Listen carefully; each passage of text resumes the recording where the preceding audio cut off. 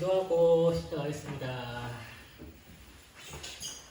참 좋으신 사랑의 하나님 아버지 감사합니다. 오늘도 저희들을 토요일 이 시간에 모이게 해주시고 하나님의 말씀과 또 이를 통하여 우리에게 깨닫기를 원하시는 귀한 진리로 저희들에게 나타내 주셔서 감사합니다. 하나님, 저희가 눈을 들어 주님의 그 말씀을 발견하게 하시고 또 깨달은 그 말씀을 우리의 삶 속에서 날마다 살아가는 주님의 귀한 백성 되올 수 있도록 주님 인도하여 주시옵소서. 감사드리며 예수님의 이름으로 기도합니다. 아멘. 우리가 보니까 이제 절반 지났더라고요. 오늘 제 8과 하고 저희들이 13과까지 있으니까 이제 5주가, 그죠? 5주가 이제 더 나왔습니다. 그래서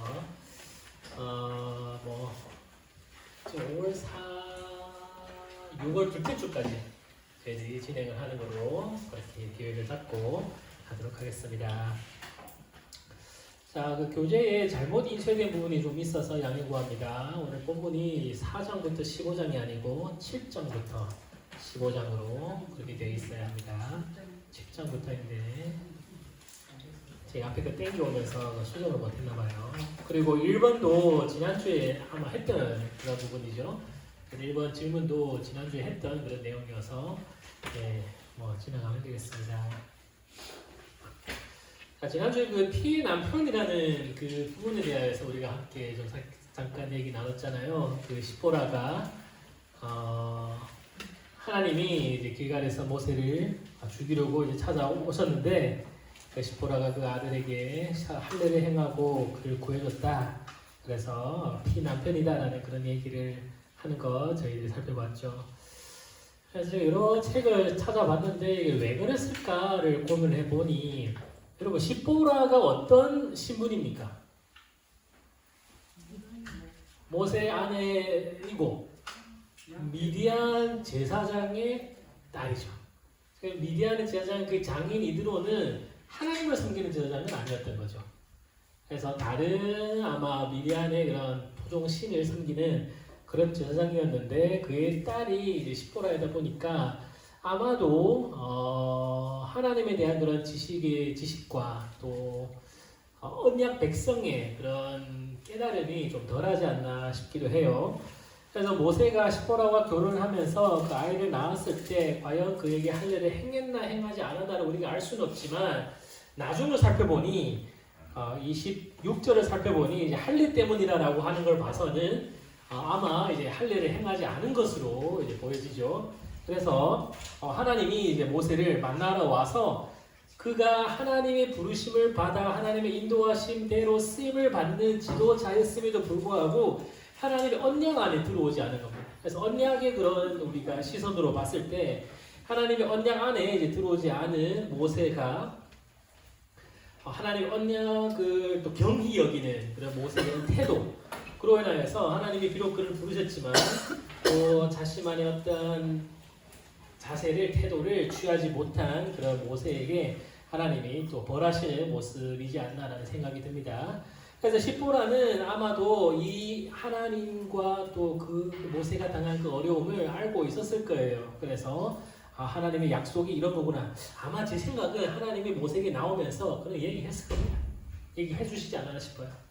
너 왜 할례를 안 했나? 뭐 그렇게 혼내주시지 않았나 싶기도 해요. 그래서 급하게 이제 그 아들에게 포피를 배웠다랍니다. 근데 우리 모세가 보면 아들이 2명 있어요. 아들이 2명 있는데 25절을 보면 그의 아들의 포피를 라고 되어 있어서 단수로 사용됩니다. 원문도 단수로 사용되었어요. 그래서 이 부분은 어쩌면 그 2 아들이 있는데 한 아들은 아마 할례를 해줄 수도 있고 이제 막내 아들이 하지 않았을 것이다라는 그런 추측도 이제 해보는 거죠. 네, 그러다 보니까 그로 인하여서 생긴 이런 해프닝이고 하나님의 언약에 대한 그런 태도의 문제를 하나님이 따로 다루신 것으로 보여집니다. 자, 이 부분을 이렇게 진행하고요. 우리 7장부터 15장까지 우리 한번 쭉 살펴보도록 하겠습니다. 지난주에 우리가 살펴보면서 하나님께서 모세를 부르시고 또 때에 따라서 은혜를 주시고 또 거룩한 곳에 신발을 벗으라고 하면서 그에게 거룩을 덧입혀 주신 그런 여러 가지의 상황들을 통하여 하나님이 쓰시는 이 모세를 애굽으로 보낸 이 과정을 한번 살펴보았고, 오늘 출애굽기 7장부터 15장까지의 내용은 그 애굽에서 모세가 과연 무엇을 어떻게 행했는지라는 것을 이제 나타나고 있고, 그를 통한 하나님의 구원의 그런 손길인 것들을 이제 보여주고 있습니다. 자, 우리 7장에 보면 하나님이 모세를 불러서 그곳으로 가라 그러죠. 애굽으로 가라 그러고 애굽에서 하나님의 그 일을 말을 전하라라고 합니다. 그래서 모세가 하나님의 말을 전했더니 바로가 그 모세의 말을 들을까요? 안 들을까요? 안 듣는데 성경은 어떻게 사용합니까? 이 표현을?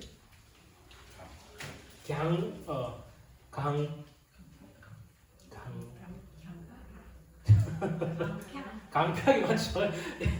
이제 좀 잘못 기억했나 싶어서 마음을 완악하게 하고 강팍하게 하는데, 이 마음을 완악함이 성경은 하나님께 범죄했다라고 기록을 하고 있습니다. 바로가 마음이 완악함이 하나님께 범죄로 이제 이어진다라는 겁니다. 그래서 이거 우리가 범죄가 도대체 어떤 건지, 무엇인지, 또 어디서부터 그것을 죄로 하나님이 보시는지를 이제 말씀해주고 있는 거다라고 생각할 수 있죠. 여러분, 우리 아담과 하와가 선악과를 따먹었습니다. 언제 그가 죄를 지었습니까?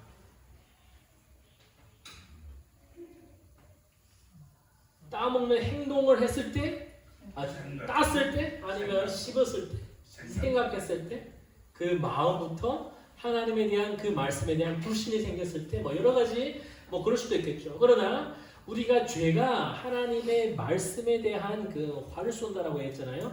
그 화를 쏘는 그런 거라고 생각할 때, 이 마음이 하나님을 바라보지 못하고 방향이 틀어져 버린 그 순간부터 그것이 죄다라고 우리가 얘기할 수 있겠죠.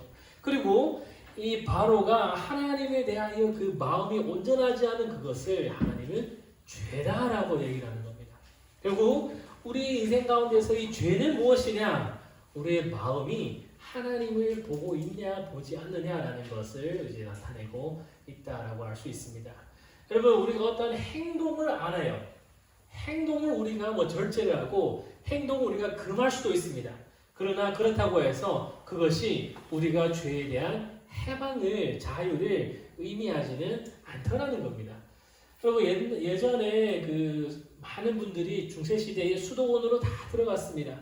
수도원에서 금욕하고 자기를 아주 많이 절제하고 인내하면서 하나님의 말씀을 묵상하고 하지만, 그 안에서 이 속세와 구별되어진 그런 삶을 산다 할지라도 그 안에 여전히 죄악으로 들끓어 있는 그 모습을 보면서 마틴 루터는 과연 죄가 무엇이고 죄에 대한 해답이 무엇인가를 고민하다가 로마서 16장을 통하여서 어떠한 해법의 해답을 찾게 되었다라고 우리가 볼 수 있죠.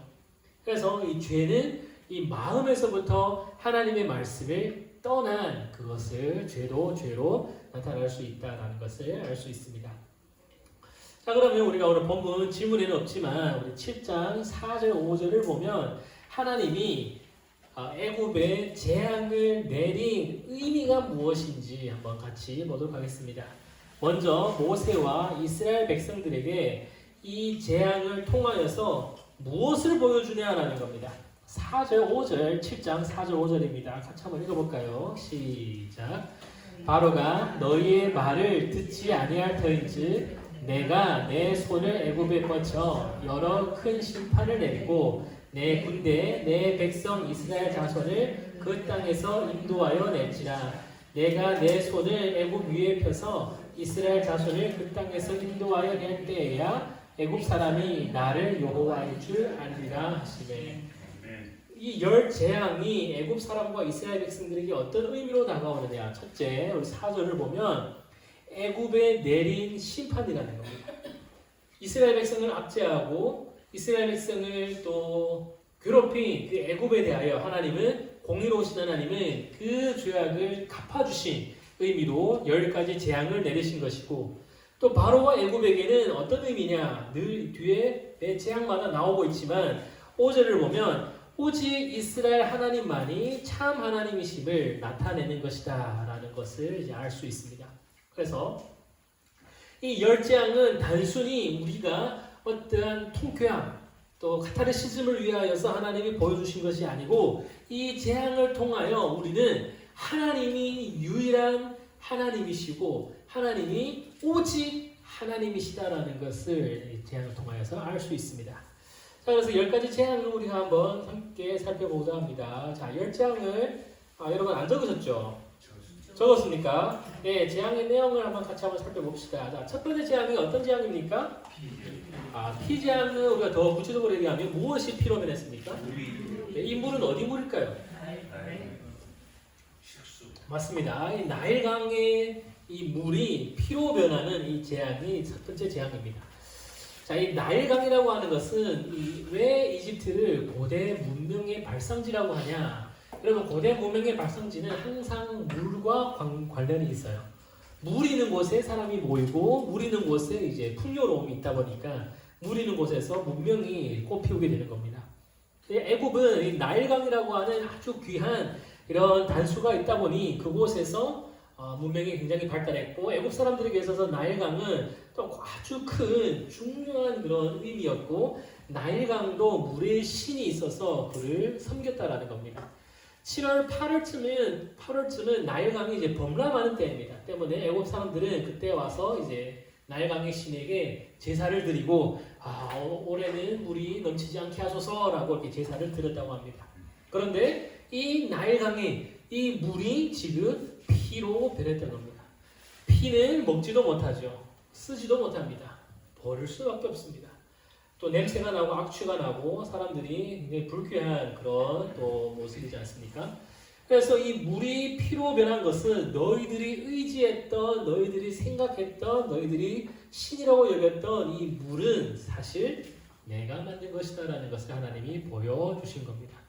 자, 그런데 이 그들의 이런 물이 신으로 변한 이 재앙을 통하여 바로는 하나님이라고 이제 생각을 합니까? 안 하죠. 똑같이 요술사들을 불러서 똑같이 이제 해보라라고 하니 그들도 이런 마법을 벌인 것을 이제 볼 수 있습니다. 자, 두 번째 한번 봅시다. 두 번째는 어떤 재앙입니까? 예, 개구리 신입니다. 이집트에는 개구리의 여신이 이제 존재했다고 합니다.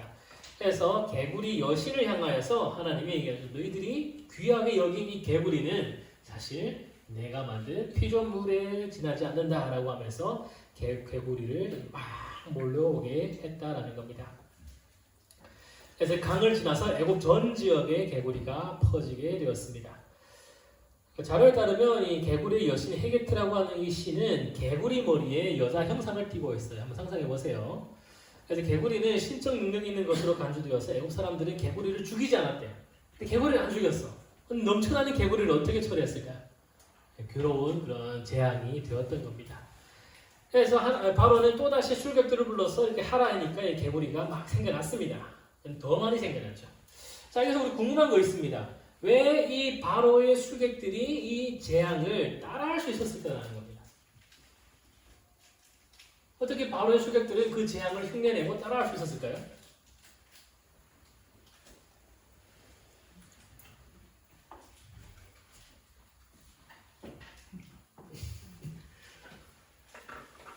어디까지 따라할 수 있고 어디서부터 안 되는지 한번 살펴보세요. 자, 세 번째입니다. 세 번째는 어떤 재앙입니까? 땅이 티끌이 이가 생겨. 네, 티끌이 이제 이가 생겨서 사람과 가축에게 쌓여졌죠. 먼지가 이가 됐습니다. 자, 먼지가 이가 된 건 이게 뭘까요? 그건 창조의 능력입니다. 그 전에 보세요. 물이 피로 변한 건 이건 이게 눈속임으로도 가능해요. 개구리가 넘쳐나는 건 뭐 모자에서 토끼도 다 나오는데 개구리가 안 나오겠습니까? 뭐 어떻게 눈속임으로도 가능한 어떤 그런 술법이지 않을까 생각을 해요. 그런데 이 술객들이 먼지가 이가 되어서 이 창조의 능력이 나타나는 그 재앙부터는 그들이 흉내낼 수가 없는 겁니다. 도무지 어떻게 할 수가 없어서 그들이 드디어 8장 19절에 보니 하나님을 인정합니다. 이것은 하나님이 하신 거다. 하나님이 권능이다. 라고 인정을 하죠. 그러니까 첫 번째, 두 번째 재앙을 술객들이 흉내낸 건 어떤 눈속임이거나 우리가 지금 말하는 마술과 같은 그런 모습이었을 거예요. 그런데 세 번째, 진짜 이 하나님의 권능이 나타나는 재앙부터 이 술객들은 어찌할 수가 없었더라는 겁니다. 자, 네 번째 재앙은 어떤 재앙입니까? 그렇죠. 파리떼가 막 몰려왔죠. 여러분, 파리는 뭐 우리의 말을 안 듣잖아요. 쫓아도 쫓아내지 않는. 근데 떼가 몰려오니까 이 부분에 대해서 뭐 도무지 할 수가 없는 겁니다. 자, 그럼 파리떼가 어디에 있었냐? 아마 죽은 개구리떼에 붙어있지 않았을까 싶기도 해요. 그 두 번째 개구리떼가 막 오다가 이제 다 죽었다 하지 않습니까? 그 죽은 개구리떼 파리떼가 막 이제 몰려들었을 거고. 자, 다섯 번째는 뭡니까? 다섯 번째는 성경에 뭐니 돌림병이라고 되어 있죠. 전염병이죠. 가축들만 죽이는 전염병이었습니다. 그래서 지금 요즘도 그런 전염병이 있지 않습니까? 그래서 그런 전염병이 그때 당시에 하나님께서 이렇게 내리셨던 겁니다. 그래서 그 전염병으로 이제 죽은 가축들도 있고 또 죽지 않은 가축들도 아마 있었을 겁니다. 그래서 그 죽지 않은 가축들을 어떻게 하느냐 나중에 또 나옵니다. 자, 여섯 번째 재앙은 뭡니까? 네, 독종이라고 합니다. 악성종기, 독종. 그래서 치유의 신 이시스라고 하는 치유의 신이 있었습니다. 그 신을 향한 하나님의 벌입니다. 그래서 그들에게 예배를 드렸지만 그들은 하나님의 독종으로 구원할 수는 없었습니다. 자, 보세요. 우리 9장 10절 보세요. 9장 10절. 그들이 화덕이 죄를 가지고 바로 앞에 서서 모세가 하늘 향하여 날리니 사람과 짐승에게부터 악성 종기가 생기고 또 요술사들도 악성 종기로 말미암아. 요술사들은 아마 그들의 그 치유의 신에게 막 제사를 지내고 빨리 치유하기를 구원했을 겁니다. 그럼에도 불구하고 그들에게도 종기가 붙어서 괴로운 재앙이 되었던 것이죠. 자, 일곱 번째는 어떤 재앙입니까? 자, 우리 우진이 하엘이 일곱 번째 어떤 재앙입니까? 제가 골든벨트 했죠. 이거 우박재앙이 내려왔죠. 우박재앙. 자, 보세요. 앞에서 가축의 질병으로 인하여서 이제 죽었던 가축도 있고 안 죽은 가축도 있습니다. 안 죽은 가축들이 이 우박이 내림으로 인해서 이제 또 다 죽게 된 거예요. 그래서 또 이 가축을 하나님의 그 재앙을 듣고 가축을 집으로 돌려보낸 사람은 또 살았고 또 그렇지 않은 사람은 계속해서 또 가축이 또 죽임을 당하는 그런 재앙을 당하게 되었던 겁니다. 자, 여덟 번째 재앙 한번 같이 봅시다. 여덟 번째 재앙. 여덟 번째 재앙은 뭡니까? 네, 메뚜기가 나왔죠. 그래서 앞서 보면 우박이 내리면서 이런 말이 있습니다. 우박이 내리면서 그 마지막에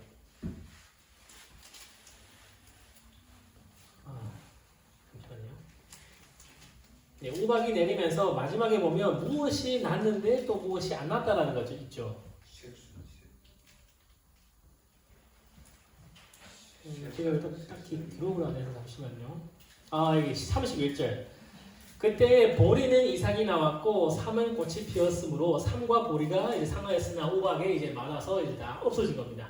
그런데 그 아래 보니 밀과 쌀보리는 자라지 않아서 이제 우박채를 면했던 거죠. 근데 이 밀과 쌀보리가 나중에 이 메뚜기 재앙 때 또 다 같이 없어진 겁니다. 그래서 하나님의 재앙은 사실 굉장히 논리적이에요. 너희들이 나를 피할 수 있으면 피해가라라고 하는 그런 논리적인 그런 재앙인 것 같습니다. 그래서 우리 아홉 번째는 3일간의 흑암이죠. 흑암을 밝혀주는 건 태양입니다. 애굽에서 가장 큰 신이 태양의 신입니다. 그래서 3일 동안 태양의 신이 전혀 작용을 하지 못한 겁니다. 그래서 3일간 흑암은 태양신에게 내린 이제 징벌이고, 그리고 마지막 10번째 재앙은 처음 난 모든 것이 죽임을 당한 것은 결국 모든 신들을 향한 공격이다라고 해석을 할 수 있겠습니다. 자, 우리가 바로의 그거 한번 봅시다. 바로의 그 리액션 한번 봅시다. 하나님이 재앙을 이렇게 내렸을 때 바로는 어떻게 반응을 했습니까? 하나님을 인정하지 않았습니다. 그런데 이 재앙이 점점 심해지다 보니까 어떤 타협안을 제시해요. 자, 성경의 출애굽기에 보면 바로는 모두 4가지 타협안을 제시합니다. 4가지 타협안. 한 가지 한번 봅시다. 자, 8장 25절입니다. 8장 25절 네 번째 재앙이 끝나고 이 물이 피가 변하고 개구리띠가 올라오고 이가 되고 또 네 번째 파리띠가 된 다음 바로가 모세와 아론을 불러서 첫 번째 제안을 드립니다. 25절입니다. 같이 읽겠습니다. 시작. 바로가 모세와 아론을 불러 이르되 너희는 가서 이 땅에서 너희 하나님께 제사를 타협안이 메인 포인트가 뭡니까? 이 땅에서 애굽 땅에서 하나님께 제사를 드리라는 겁니다. 모세와 아론은 저희가 어디를 가겠습니다. 광야의 3일길 가겠습니다라고 했는데 가지 말고 이 땅에서 드리라는 겁니다. 자, 이것은 뭔 말일까요? 성경에서 애굽은 무엇을 뜻합니까? 세상을 뜻합니다. 어디까지나 애굽은 세상입니다. 그래서 이 땅에서 애굽에서 너희가 제사를 드리라라고 하는 건 멀리 가지 말고 세상과 짝하여 살아라. 세상과 이제 타협하고 세상과 손잡고 너희들 하나님 그래 세상은 세상대로 하나님은 하나님대로 그렇게 섬겨라라는 이제 바로의 첫째 타협안입니다. 자, 두 번째입니다. 두 번째 타협안은 28절에 나옵니다. 28절 8장 28절 같이 한번 읽을까요? 시작. 바로가 이르되 내가 너희를 보내리니 너희가 너희 하나님 여호와께 광야에서 제사를 드릴 것이나 너무 멀리 가지들 말라. 그런즉 너희는 나를 위하여 간구하래. 두 번째 타협안은 뭡니까? 떠나가라. 단 너무 멀리 가지 말라라는 거죠. 멀리 가지 말라. 세상과 너무 멀리 떨어지지 말라. 너무 몰두하지 말고 너무 거기에 목숨 걸지 말고 그냥 적당히 하라라는 것이 바로의 두 번째 타협안입니다. 자, 세 번째 타협안입니다. 10장 10절 같이 한번 읽어볼까요? 10장 10절입니다. 자, 읽겠습니다. 시작. 바로가 그들에게 이르되 내가 너희와 너희의 어린 아이들을 보내면 여호와가 너희와 함께함과 같으니라. 보라 그것이 너희에게는 나쁜 것이니라. 다시 바꿔 말하면 애들은 두고 가라는 겁니다. 너희들은 다 가고 애들은 두고 가라. 자, 왜 애들은 두고 가라 했을까요? 네? 다시 돌아오라고. 부모가 사실은 나쁜 볼모. 여러분 우리가 영적으로 이 애굽이 세상을 뜻한다라고 우리가 생각을 할 때 자식을 두고 가라라고 하는 이 부분이 굉장히 많은 생각을 하게 만듭니다. 우리가 신앙생활을 하기 위하여 세상을 떠나야 하잖아요. 이집트를 떠나라고 하는데 자녀는 두고 가랍니다. 세상은 사탄은. 자녀는 너희가 가는 그 신앙에 함께 데리고 가지 마라. 자녀는 세상에 남겨두고 너희만 가라 그럽니다. 여러분 얼마나 많은 성도님들이 본인은 열심히 예배드리고 하나님을 섬긴다라고 하지만 그 자녀들이 하나님 앞에서 그 부모들만큼 하지 못하는 그런 성도님들이 얼마나 많습니까? 그것은 어디까지나 각 가정만의 그런 상황이 다 있겠지만 이 세상이 주는 이러한 타협안이 우리를 계속 끊임없이 공격하기 때문입니다. 세상을 나아갈 세상과 하나님을 선택할 때 너희의 자녀들은 가지 말라. 그거 가지 말라. 요즘 세상 어떻습니까? 자녀도 하나의 인격체다라고 하면서 인격을 존중한다라고 하면서 너 교회 나오든 말든 너 선택해라. 그러잖아요. 그게 맞습니까? 선택할 수 있나요? 우리가 내가 믿는 하나님이 내가 하나님을 믿어서 나중에 죽어 천국과 좋은 천국을 내가 진짜 믿고 있다면 그 좋은 것을 우리 자녀에게 우리가 유산으로 물려주지 않겠습니까? 그런데 우리가 좋은 것을 나는 차지하고 우리 자녀들은 세상에 나가라 라고 한다면 결국 내가 믿는 것도 좋은 것이 아닐 수가 있죠. 자, 이것이 세 번째입니다. 자, 네 번째 한번 맞춰보시면 네 번째 24절입니다. 10장 24절 마지막으로 아홉 번째 재앙 끝나고 나서 이제 24절로 또 타협을 합니다. 같이 읽습니다. 시작. 바로가 모세를 불러서 이르되 너희는 가서 여호와를 섬기되 너희의 양과 소는 머물러 두고 너희 어린 것들은 너희와 마지막으로 타협을 합니다. 마지막으로 어린아이들도 같이 가라 하죠. 무엇을 남겨두라 합니까? 물질을 남겨두라 합니다. 재물을 남겨두래요. 하나님을 섬겨 열심히 섬기되 자녀도 다 데울까 하지만 물질은 남겨두라. 사탄은 알고 있는 거죠. 무엇을요? 너의 재물이 있는 곳에 너의 마음이 있다는 것을 알고 있는 겁니다. 그 재물을 세상에 남겨두고 너의 마음이 언제든지 이 재물이 있는 세상으로 돌아올 수 있도록 이제 나오는 것을 이제 사탄은 꽉 잡고 있는 거죠. 이것이 바로가 이스라엘 백성에게 주는 네 가지 타협안이었고 오늘날 이 사탄이 신앙생활을 하기를 원하는 성도님들 우리에게 주는 4가지 타협안입니다. 여러분 이 사탄은 언제까지나 우리를 억지로 하지 않아요. 억지로 우리에게 막 공격을 가하지 않습니다. 여러분 혹시 뭐 공포영화 같은 거 좋아하십니까? 곡성 혹시 보시나요? 곡성? 저는 너무 재밌어서 한 2번 정도 본 것 같은데 거기에 보면 악한 사탄이 등장을 해요. 진짜 사탄이 등장해서 막 사람을 막 괴롭혀요. 근데 우리 신앙생활의 사탄은 그렇게 성도를 괴롭히지 않습니다. 어떻게 괴롭힐까요? 어떻게 우리를 넘어뜨릴까요? 막 목을 조를까요? 아니죠. 속임수입니다. 속임수입니다. 너가 지금 보고 있는 그것이 진짜다라고 하면서 속이는 거예요. 고린도후서 11장 14절을 보니 사탄도 자기를 광명의 천사로 가장하나니라고 얘기합니다. 사탄은 자기가 이 땅에서 아주 훌륭한 성공의 그런 큰 빛이라고 얘기를 해요. 그것이 진짜 길이라고 또 얘기를 합니다. 그러나 여러분 창세기부터 쭉 보세요. 사탄이 아담과 하와를 유혹할 때 무력을 썼습니까? 아니잖아요. 속임수 썼습니다. 거짓말을 했어요. 너 이렇게 먹으면 하나님처럼 된다. 절대 죽지 않는다. 라고 하는 거짓말을 통하여 사람이 하나님을 떠나가게 된다는 겁니다.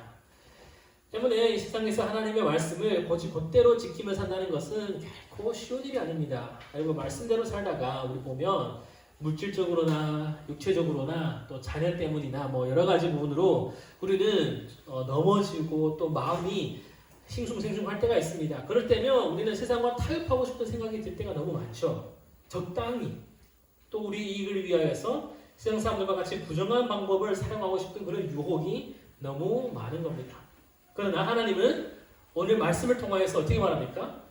분명히 너희와 이 세상은 근절돼야 된다. 하나님 이스라엘 백성들을 애굽에서 그냥 남겨두지 않고 애굽에서 일단 나와서 홍해까지 건너게 한 것은 너희들이 과거와 단절됨을 뜻한다는 겁니다. 여러분 제가 세례에 대해서 말씀드렸죠. 세례는 물속에 들어갔다 나옵니다. 왜 물속에 들어갑니까? 무엇을 뜻한다고요? 나의 죽음. 나의 과거, 내가 세상에 속하였던 나는 물에 들어감으로 죽는다. 그리고 물에 나오면서 새로운 생명이 태어났다라는 것을 이제 나타내는 것이 세례입니다. 때문에 우리는 세상과 적당히 타협하는 것이 아니고 근절되고 세상과 다른 어떠한 모습을 하나님의 말씀에 빗댄 그런 모습을 살아가야 한다는 거죠. 그래서 하나님이 두 번째 질문 봅시다. 계속해서 하나님이 애굽에 내린 재앙들을 통하여서 의도하신 바가 무엇일까요? 8장 10절, 22절, 9장 14절, 10장 2절을 읽고 한 문장으로 적어보십시오라고 되어 있습니다. 똑같은 말입니다. 무엇일까요? 여호와가 하나님인 줄 알게 하리라.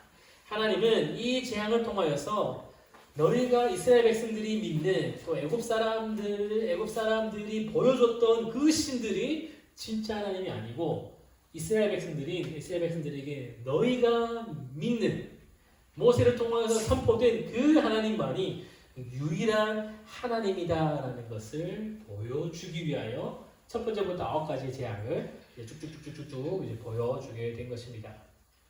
자, 그리고 드디어 10번째 재앙이 됐습니다. 10번째 재앙 어떤 내용입니까? 장자 플러스 네, 처음 난 것. 처음 난 거죠. 가정에서 사람이 처음 난 것도 되고 가축이 처음 난 것도 되고 모든 처음 난 것에 그 죽임을 당하는 그런 것이 10번째 재앙입니다. 자, 근데 이 10번째 재앙을 하나님이 이스라엘 백성들은 피할 수 있는 방법을 주었습니다. 피할 수 있는 방법이 뭘까요? 자, 그 우리 문설주를 어디에 바릅니까? 무엇을 바릅니까? 양의 피. 자, 이거 나중에 합시다. 자, 양의 피를 자 문설주가 어디입니까? 여기입니다. 여기 맞나요? 여기 여기. 자, 그리고 여기는 뭐라고 합니까? 네, 인방이라고 그러죠. 그래서 보면 그림을 보면 땅을 밟고 있는 이 아래를 제외하고 설주와 이 인방이 쭉 다 양의 피를 이제 바르게 된 겁니다. 그래서 이것이 무엇을 뜻하냐? 우리 안에 있죠. 4번 있죠. 6월절 예식에 대해서 한번 정리해 봅시다. 자, 이거 한번 정리해 봅시다. 자, 세 가지 먹어야 하는 음식이 있습니다. 무엇을 먹으라고 합니까? 첫째, 양의 피를 발라야 되니까 양을 잡아야죠. 그래서 양을 먹습니다. 두 번째, 무엇을 먹습니까? 무교병을 먹습니다. 무교병. 세 번째는 쓴 나물을 먹습니다. 이 세 가지를 먹어요. 각각은 이제 나중에 제가 설명드릴게요. 자, 음식을 먹는 자세가 있어요. 양고기는 어떻게 먹으랍니까? 그 피고. 모두 물에 불에 구워서. 불에 구워서라도 있습니까? 불에 구워. 불에 구워서 먹고 보통은 그들은 양고기를 어떻게 먹냐면 물에 끓여서 먹을 거예요. 아마도. 사고사고를. 네, 뭐 샤브샤브를 먹는데 나는 양꼬치를 먹으라고. 네, 그래서 그 급하게 먹으라는 겁니다. 급하게 먹으라. 이 12장 11절을 보면 허리에 띠를 띠고 발에는 신발을 신고 손에는 지팡이를 잡고 급히 먹으라는 겁니다. 왜 그런지도 나중에 물에 설명드릴게요. 삶아서 먹지 말라고 그랬는데. 날것으로나 물에 삶아서 먹지 마. 거기서 그 여기 6월절 이거는 뭐 그렇게 먹지 말고 2월절 거는 그렇게 먹지 말고 그 아마 보통 양고기를 먹을 때는 삶아서 먹을 거예요. 아마. 자, 12장 7절 보면 어린 양의 피는 어떻게 하냐면 좌우 물설주와 인방에 바르라라고 했죠. 자, 의미를 하나씩 살펴봅시다. 어린 양을 얼마나 큰 어린 양이라고 성경은 말하고 있습니까? 네, 12장 5절에 나오죠. 너희 어린 양은 흠없고 1년 된 수컷입니다. 그죠? 양이나 염소 중에서 이제 취하고. 자, 1년 됐다. 또 수컷입니다. 이 두 가지가 다 의미가 있습니다. 왜 1년 되냐면 여러분 이 양은 누가 먹습니까? 이 6월절의 양은 누가 먹어요? 모든 식구들. 아니 그냥 양 한 마리를 잡으면 누가 먹냐고요? 가족이. 그렇죠. 가족 한 식구가 먹는 거죠. 뭐 4명일 수도 있고 5명일 수도 있고 많으면 뭐 7명, 8명일 수 있겠죠. 그런데 너무 크면 못 먹잖아요. 다 못 먹잖아요. 그래서 1년 된 적당한 크기에 그래서 그 1년 된 양을 하나님이 준비시켰고 자 그리고 이 수컷입니다. 왜냐하면 여러분 보세요. 애굽은 태생과 태생된 장자와 이 모든 수컷이 다 죽었습니다. 그런데 이스라엘 백성들은 다 살았죠. 왜 살았을까요? 이 양이 죽었기 때문에 사는 거죠. 그래서 양을 이 모든 죽음의 그 피를 대신 쏟았다라고 해서 수컷으로 잡으라고 이제 명한 겁니다. 그래서 이스라엘에게 속한 짐승의 태생이나 사람의 장자는 이 어린 양의 죽음으로 인하여서 구원받게 된다는 것을 이제 의미하고 있는 겁니다. 자, 그리고 음식 먹는 자세를 봅시다. 그들이 그렇게 급하게 먹으라고 했어요. 급하게 먹으라고 한 것은 먹고 바로 도망가기 때문에 도망가고 나중에도 급하게 먹으라는 것은 과거에 있었던 너희들이 애굽에서 나왔던 것을 기념하라고 하여서 급하게 먹으라는 그런 것을 뜻하고 있습니다. 자, 그럼 쓴 나물은 뭐냐면 쓴 나물은 과거의 죄 또는 애굽의 억압에서의 이스라엘 자손들이 겪은 괴로움에 대한 슬픔과 비탄을 뜻하고 있습니다. 그래서 쓴 나물을 먹을 때 너무 써. 그래 우리 예전에 이렇게 쓰디 쓴 생활을 했었지라는 것을 이제 떠올리라는 기념을 하라는 그런 의미가 있고요. 자, 무교병도 똑같습니다. 급하게 떠나라는 그런 의미 중에 하나입니다. 그럼 무교병은 이제 효모를 넣고 하면 사실 이게 시간이 지나야 부풀어 오르잖아요.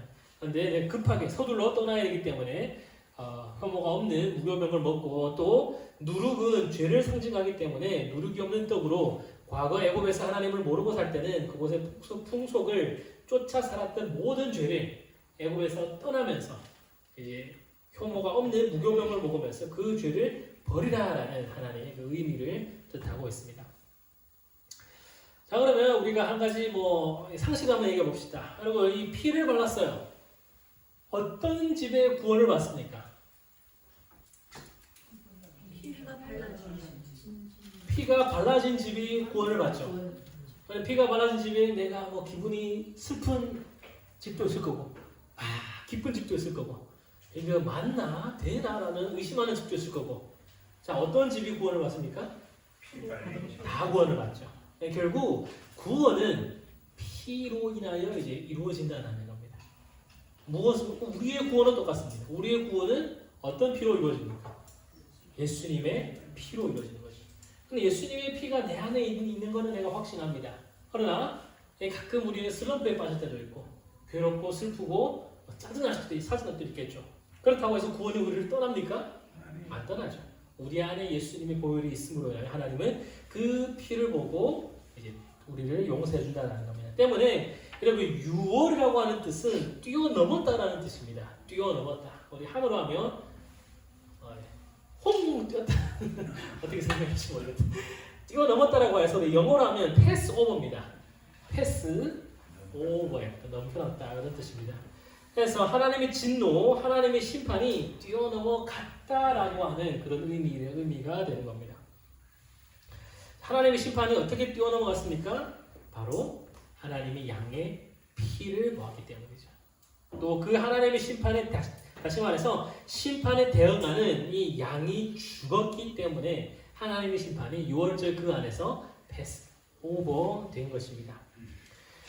그럼 오늘날 구약시대 하나님께 드려졌던 제사의 본질적인 의미가 바로 이것입니다. 하나님께서 거룩하시기에 결코 죄를 용납하지 않아요. 근데 죄인된 인간이 하나님께 나아가기 위하여서 내 죄로 인한 어떤 대가를 치러야 됩니다. 그 대가가 바로 드렸던 제물인 겁니다. 그래서 그 제물이 나를 대신하여 죽음으로 우리의 모든 과거가, 우리의 모든 죄가 하나님의 심판에서 패스 오버가 되었다는 것을 뜻하고 있습니다. 그러나 그것은 영원히 유효한 것은 아니죠. 왜냐하면 인간이 죄를 지었는데 짐승이 죽었어요. 때문에 이것은 불완전한 제사다라고 합니다. 뿐만 아니라 제사를 주관하는 제사장 역시 불완전한 죄인이기 때문입니다. 결국 이것을 해결하기 위하여 하나님은 누구를 보내셨나요? 예수님을 보내셨습니다. 예수님은 완전한 죄인이죠. 왜 완전합니까? 참 인간이시고 동시에 참 하나님이시기 때문에 그분에게는 죄가 없어요. 또 사람이기 때문에 우리를 대신할 수도 있습니다.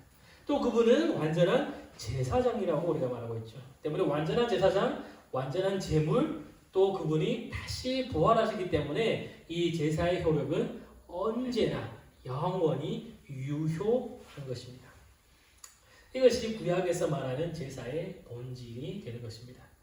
때문에 인간에게 우리에게 남아있는 것은 더 이상 짐승을 잡아 드려야 된다는 것이 아니고 하나님이 어린 양 되시고 우리를 위하여 죽고 다시 사신 예수 그리스도를 믿는 것입니다.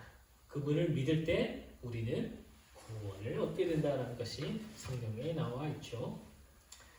자, 우리 5번 같이 보겠습니다. 그래서 마지막 재앙을 통하여서 바로는 더 이상 못 버팁니다. 왜 못 버틸까요? 첫째가 다 죽었는데 한 번 더 하면 모든 애국 사람들이 다 죽게 생겼던 거예요. 그래서 빨리 나가라. 그래서 그냥 이스라엘 백성들이 그냥 나가지 않죠. 나가면서 이제 좌우 이웃들한테 폐물을 빌려달라, 이거 좀 꿔달라라고 해서 그것들을 다 갖고 갑니다. 나중에 그것들은 성전을 짓게 되는 귀한 자산이 되는 겁니다. 그래서 그것들 가지고 이제 나옵니다. 나오는 것이 이제 13장이 됩니다. 나오고 광야를 지나다 보니까 이게 애매한 거예요. 여러분 지금 지도를 준비 못했는데요. 한번 상상해 보세요. 애굽은 여기에 있어요. 여기에 있어요. 여러분 시선 여기에 있어요. 가나안 땅은 여기에 있습니다. 이 사이에 바다입니다. 가장 가까운 길은 이제 바닷길을 따라서 이렇게 쭉 가면 돼요. 그런데 바닷길을 따라 가려고 하니 거기에는 다른 나라들이 좀 있는 거예요. 블레셋도 있고 다른 나라를 싸워야 되고. 그래서 이 하나님이 이렇게 가지 말고 빙 둘러가랍니다. 밑으로 해서 쭉 눌러가랍니다. 그래서 밑에 시내 광야를 지나 가나안 땅의 그 남쪽으로 해서 쭉 들어가는 것이 가데스 바네아의 그 진로입니다. 진행 노선입니다. 자, 그런데 그들이 이 하나님이 말씀하신 곳으로 가려고 하니까 반드시 지나야 하는 한 것이 있는데 그것이 바로 홍해입니다. 홍해를 건너가야 돼요. 근데 그 많은 백성이 홍해를 어떻게 건너갈 수 있을까라는 겁니다. 또 그들이 홍해 앞에 다다랐을 때 바로가 또 다시 이제 자기의 생각을 번복해서 이스라엘 백성을 막 쫓아가라고 그래요. 근데 결국 앞에는 홍해가 있고 뒤에는 애굽 군대가 추격해 오고 있는 상황에서 하나님을 놀라운 일을 이제 베풀어 주십니다. 놀라운 일을 베풀어 주기 전에 어떤 일이 있었냐면 이스라엘 백성들이 모세를 향한 또 하나님을 향한 아주 큰 원망을 이제 하게 되는 거죠. 그래서 그로 인하여서 막 어떻게 할까 막 그럴 찰나에 하나님께서 모세에게 지팡이를 들고 홍해를 바다를 향하여서 지팡이를 들라 그럽니다. 그랬더니 홍해가 어떻게 갈라집니까? 바다가 완전히 벽이 되고 물벽이 돼서 이스라엘 백성들이 그 아래에 있는 마른 땅으로 지나가게 되죠. 두 가지입니다. 하나는 물벽이 됐고 하나는 마른 땅입니다. 이것이 홍해의 특징입니다. 자, 여호수아가 요단강을 지날 때는 어떻게 지났을까요? 요단강이 어떻게 됐을까요? 그냥 우리 여호수아를 보니 이 요단강도 이렇게 갈라진 것이 아닙니다. 그냥 위에서부터 말랐다라고 합니다. 위에서부터 말랐고 이스라엘 백성이 다 지나가고 마지막 제사장까지 다 지나가니 위에서 말랐던 물이 다시 이제 내려오기 시작했다라고 기록이 되어 있죠. 그래서 요단강과 홍해를 지난 이 방법은 좀 다르죠. 자, 그리고 이 바다 밑은 사실 마른 땅일 수가 없겠죠. 그런데 마른 땅을 지났다라고 하는 것은 하나님이 그들을 향한 이스라엘 백성들을 향한 그런 배려와 또 은혜와 인도하심을 알 수 있습니다. 자, 그때 이스라엘 백성은 어떤 반응을 보입니까? 14장 10절부터 12절까지입니다. 뒤에서 쫓아오고 앞에서 막 그러니까 이스라엘 백성들이 너무 두려워하여 심히 두려워하여 여호와께 부르짖고 또 12절을 보니 우리가 애굽에서 당신에게 이른 말이 이것이 아니냐 이르기를 우리를 내버려 두라 우리가 애굽 사람을 섬길 것이라 우리가 여기서 죽는 것보다 낫겠다라고 합니다. 자, 여러분 이때 이스라엘 백성들은 무엇을 겪었던 사람입니까?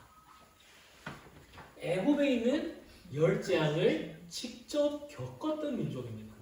그들은 애굽의 광야에서 태어난 2세대가 아닙니다. 그들은 직접 하나님이 얼마나 능력 있고 권세가 있고 애굽의 무신들보다 더 위대한 유일하신 하나님이라는 것을 그들은 이 열재앙이 일어난 동안 피부로 느꼈죠. 그리고 그들이 광야에 나오고 나니 이 13장에 보니 앞에는 구름 기둥이 있고 밤에는 불 기둥으로 하나님의 인도하심을 직접 체험한 사람입니다. 그럼에도 불구하고 그들은 두려워했던 거죠. 그들은 죽을까봐 또 뒤에는 애굽 사람들로서 어떻게 할 수 있을까라고 하면서 모세를 원망하고 하나님을 원망하고 합니다. 결국 그들이 두려워했던 진정한 이유는 애굽 군대가 강했다기보다 또 하나님의 능력을 그들에게 보여주지 않아서라기보다도 그들이 하나님을 향한 온전한 믿음이 없었기 때문입니다. 하나님이 그들을 구원해주고 하나님이 이 홍해 앞에서 또 애굽 군대 앞에서 그들을 분명하게 구원해줄 수 있다라고 하는 것을 그들은 믿지 못한 거죠. 그 믿지 못함으로 인하여 그들은 두려워하고 막 울부짖은 겁니다. 결국 우리가 믿음이 약할 때 무엇이 생깁니까? 두려움이 생기는 겁니다. 삶 속에서 하나님을 향한 믿음이 부족할 때 내 앞에 맞닥뜨린 모든 상황들 속에서 우리는 두려움이 생기는 거죠. 때문에 우리가 두려움 앞에 있다라고 할 때 스스로 한번 돌아봐야 됩니다. 내가 과연 나와 함께하는 그 하나님을 믿는가? 믿는다고 하면 어떻게 믿느냐? 과연 우리의 삶 속에서의 모든 것들을 하나님이 그분이 뜻대로 선하게 인도하여 주실 것이라는 그 믿음 안에서 하나님을 믿고 있는지 아니면 과거의 것은 과거일 뿐 나의 삶은 하나님과 전혀 상관이 없다라고 생각을 하고 있는지 그렇게 생각하고 있지는 않는지 스스로를 돌아봐야 한다는 거죠.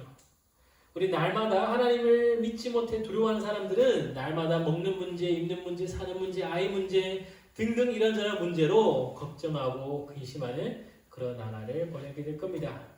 때문에 우리는 하나님의 믿음 앞에서 그 두려움을 이겨야 하는 거죠. 온전히 하나님만 의지하시기를 바랍니다. 그러면 우리 앞에 있는 모든 문제를 하나님 그분께서 해결해 주실 것이고 또 온전한 평화와 기쁨을 우리에게 더해 주시리라 믿어 의심치 않습니다. 자, 6번까지 있죠? 네. 그래서 우리가 오늘 14장, 15장까지 보면 사실 이 모든 것들은 하나님의 인도하심과 이스라엘 백성들에 대한 사랑이 그들에게 나타난 그런 모습입니다. 여러분 그 애굽 사람들 가운데 수영 잘하는 사람이 없었을까요? 가고 싶는 무화과지. 수영 잘하는 사람이 있었겠죠. 그럼 막 그들이 지나갈 때 바다가 막 쏟아져 내려오면 뭐 바다에 빠졌지만 또 수영 잘하는 사람은 뭐 수영해서 헤엄쳐서 나올 수 있지 않냐라고 생각을 할 수 있죠. 그러나 하나님은 그것이 아닙니다. 또 그것이 뭐 갑옷이 있어 그것 때문이 아니에요. 우리 15장 한번 같이 봅시다. 15장 10절. 주께서 바람을 일으키심에 바다가 그들을 덮으니, 그들이 다 지나고 애국 군대가 바다 가운데 있을 때 하나님이 바람을 일으켜서 바다가 그들을 덮었다고 했죠. 그리고 그들이 무엇처럼 됐다고 합니까? 거센 물에 납같이 잠겼나이다. 그들이 수영을 못해서 죽은 것이 아니고 하나님이 그들을 죽이기로 작정하신 거죠. 그들이 아무리 자기의 능력이 있다 한들 그 가운데서 하나님의 그 일하신 가운데서는 도무지 헤엄쳐 나올 수 없었던 겁니다. 결국 이스라엘 백성들을 향한 하나님의 그 사랑은 애국 군대를 완전히 파멸함으로 끝났다는 거예요. 그래서 이 홍해를 지나간 이 과정을 사도 바울은 뭐라고 말하냐면 이스라엘 백성들이 세례받았다는 겁니다. 물세례를 받았다고 해요. 홍해가 물세례 받았다. 우리 앞서 세례가 뭐라고 그랬습니까? 과거 죄된 나의 삶과 단절되고 죽고 새로운 삶으로 살아난다는 거죠. 결국 홍해를 지나감으로 그들이 과거에 있었던 옛날 옛삶과 이제 완전히 단절되고 새로운 삶으로 살아가야 하는, 나아가야 하는 그 과정을 홍해를 건너게 함으로 하나님이 보여주신 것입니다. 때문에 이스라엘 백성들은 사실 홍해를 건넌 다음 새롭게 태어나서 하나님을 온전히 믿음으로 이제 나아갔어야 하는 것이 맞습니다.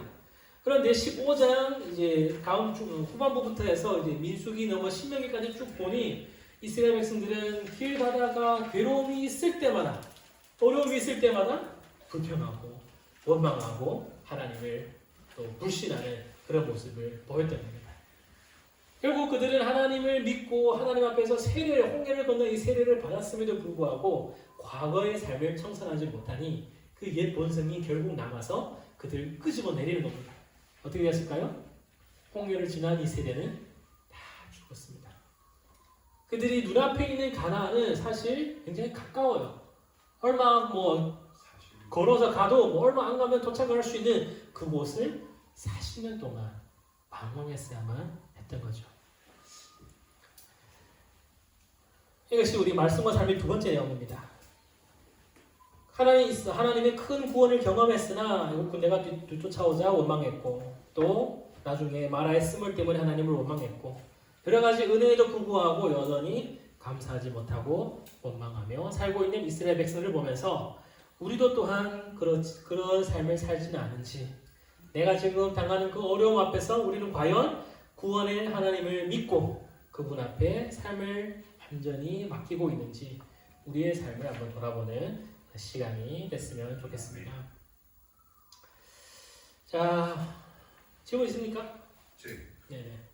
아니 그 열장할 때 네. 이스라엘 백성들이 고센 땅에 있었잖아요. 네. 그러니까 그 모세가 오기 전에 모세가 그 한마디 때문에 그 짓도 이제 그 주소를 가야 되고 이제 그 벽돌 계속 일하는 과정이잖아요. 네. 그러면 재앙은 지금 외국 땅에서 재앙을 보고 고센 땅하고 좀 거리가 멀 거잖아요.